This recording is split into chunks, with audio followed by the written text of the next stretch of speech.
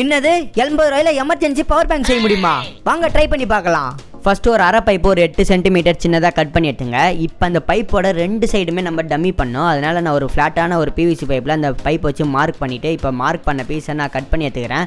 இப்போ நான் 2 பீஸுமே பார்த்தீங்கன்னா சர்க்கிளாக கட் பண்ணி எடுத்துக்கிறேன். அடுத்தது நம்மளுக்கு மெயினாக பார்த்தீங்கன்னா பவர் பேங்க் மாடியூல் வேணும். இந்த மாடியூலோட ரேட்டு ஜஸ்ட் 15 ருபீஸ் தான். வேணா கிளிக் பண்ணி வாங்கிக்கோங்க. அடுத்தது நம்மளுக்கு 3.7 வோல்ட் லித்தியம் பேட்டரி வேணும். இதுவும் எடுத்துங்க.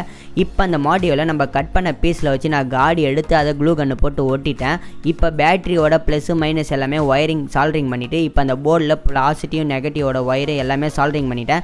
இப்போ நம்ம செட்டப் ஃபுல்லாகவே ரெடி பண்ணிட்டோம். இப்போ இந்த பேட்டரியை அந்த அரை பைப் உள்ள வச்சு ஃபிட் பண்ணிவிட்டு அந்த மாடியூலையும் நம்ம மேலே வச்சு ஃபிட் பண்ணிவிட்டு ஃபெவிக்விக் போட்டு ஸ்ட்ராங்காக ஒட்டிடுறோம்.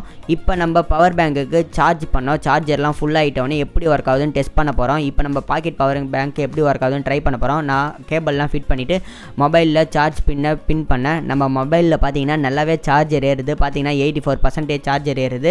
இந்த பாக்கெட் பவர் பேங்க் வீடியோ எப்படி மறக்காமல் கமெண்ட்டில் சொல்லுங்கள். இதுமாதிரி நிறைய யூஸ்ஃபுல்லான வீடியோவுக்கு நம்ம சேனலை மறக்காமல் சப்ஸ்கிரைப் பண்ணுங்கள்.